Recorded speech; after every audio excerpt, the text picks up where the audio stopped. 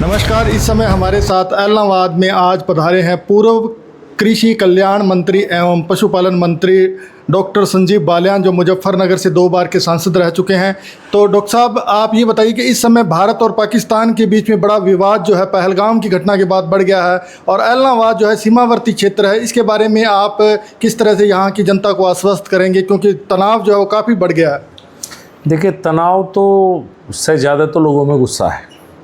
जिस तरह की घटना ये हुई है पहलगाम में, पहली बार मैं देख रहा हूँ कि शायद ही देश में कोई ऐसा व्यक्ति होगा जो इस बात से दुखी ना हो और गुस्सा ना हो। और सब लोग चाहते हैं कि सरकार को ठोस कार्रवाई करे, कम से कम ये रोज़ की घटनाएं रुके। कुछ कदम सरकार ने उठाए और मुझे उम्मीद है कुछ और बड़े कदम उठाए जाएंगे। तो आप जिस तरह कृषि कल्याण विभाग में रहे हैं, तो अभी जिस तरह से भारत सरकार ने सिंधु जल समझौता जो रद्द कर दिया है, तो उसका इस क्षेत्र के अंदर आप किस तरह का फ़ायदा देखते हैं? क्योंकि ये पूरा इलाका जो है पानी से आज भी काफ़ी त्रस्त है, काफ़ी कमी यहाँ पर रहती है। तो और भी आप ये बताइए कि भारत सरकार की क्या इस क्षेत्र के अंदर परियोजनाएँ हैं, क्योंकि राजस्थान का, हरियाणा का और गुजरात तक पूरा इलाका जो है सीमा के साथ साथ सटा हुआ है। देखिए, मैं जल संसाधन में भी मंत्री रहा हूँ। उस समय भी ये मुद्दा कई बार आया था और भारत सरकार ने कई बार इसमें तैयारियां भी की। और मुझे ऐसा लगता है कि शुरुआत हुई है, बड़ी शुरुआत है। जो पानी पाकिस्तान को जा रहा है उसे हम डाइवर्ट करके कहीं भी पानी ला सकते हैं।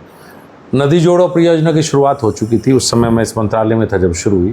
पहली केन बेतवा पर काम बड़ी तेज़ी के साथ चल रहा है और भविष्य में और भी नदी जोड़ो परियोजना पर काम होने की संभावना है। तो पानी तो देश के एक हिस्से दूसरे हिस्से ले जाना टफ काम तो है, लेकिन इसकी संभावनाएं हैं। और जो आज पाकिस्तान को पानी जा रहा है, हो सकता है कल ये भविष्य में हरियाणा, राजस्थान के भी काम आ सकता है। बिल्कुल ही, अगर ये हरियाणा और पंजाब में आता तो फ़ायदा मिलता। तो आप केंद्र से जुड़े हुए मंत्री रहे हैं, तो एक आजकल केंद्र सरकार की नीति चल रही है, वो एक काम कर रहे हैं कि एक देश एक चुनाव। आप उसे उस एक देश एक चुनाव को किस तरह से देखते हैं? क्योंकि अभी पिछले दिनों ही करनाल के अंदर 2-3 दिन पहले हमारी एक बड़ी संगोष्ठी जो है, एक सेमिनार जो है, पूर्व अभी के जो हमारे कृषि मंत्री हैं संजीव जी, पूर्व जो मध्य प्रदेश के मुख्यमंत्री शिवराज सिंह चौहान जी, उन्होंने यहाँ पर उसमें भाग लिया। और तो उस एक देश एक चुनाव को आप किस तरह से देखते हैं कि किस तरह का फ़ायदा इस देश को रहेगा? देखिए, केंद्र का चुनाव होता है, उसके 6 महीने बाद हरियाणा का चुनाव होता है, फिर कोई और चुनाव हो जाता है। मुझे तो लगता नहीं, मैं केंद्र सरकार में 10 साल मंत्री रहा हूँ, कि कोई 6 महीने ऐसे मिलते हों काम करने के कि किसी प्रदेश में चुनाव ना हो। कहीं आचार संहिता लगती है, एक साथ चुनाव हो तो बहुत फ़ायदा है, पूरे देश को फ़ायदा है। 5 साल काम करने का मौका मिलेगा। ये देश में सरकार का प्रयास है कि इसमें एक सहमति की ओर देश को लेकर जाया जाए और जनता तक ये बात जाए। ये प्रयास जारी है सरकार। बिल्कुल डॉक्टर साहब, एक आप हरियाणा एग्रीकल्चर यूनिवर्सिटी के छात्र भी रहे हैं और आपका एक बड़ा समय जो है शिक्षा के अंदर हरियाणा में बीता है।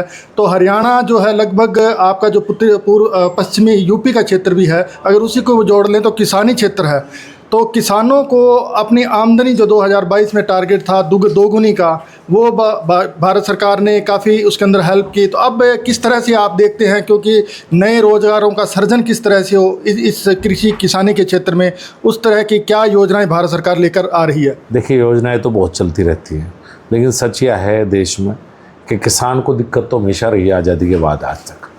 और काम करने की आवश्यकता खेती के लिए, किसान के लिए।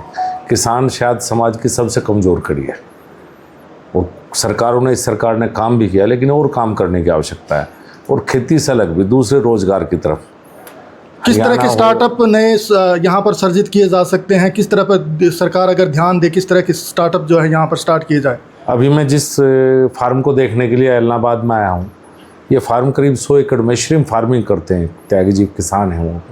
इस तरह की हमने श्रिम्प फार्मिंग की शुरुआत मैंने की थी रहने में। सबसे पहले जब 2014 में कृषि राज्य मंत्री था, तो सबसे पहले रोहतक में सेंटर लगाया था, फिर और जगह, लेकिन शायद बहुत अच्छी तरह नहीं चल पाया, चूँकि इंफ्रास्ट्रक्चर था, उसकी कमी रही। अभी पिछली सरकार में जब दलाल साहब इस विभाग के मंत्री थे, तो उनके द्वारा एक बड़ा फार्म का शायद भिवानी में लगाना चाहते हैं, दादरी में। तो और रोज़गार के साधन, पोल्ट्री का अच्छा काम है पहले से ही, डेयरी का भी ठीक काम है हरियाणा में, श्रिम्प फार्मिंग। तो किसान को कहीं ना कहीं दूसरे उसमें जाना पड़ेगा, अकेला खेती से काम नहीं चलता।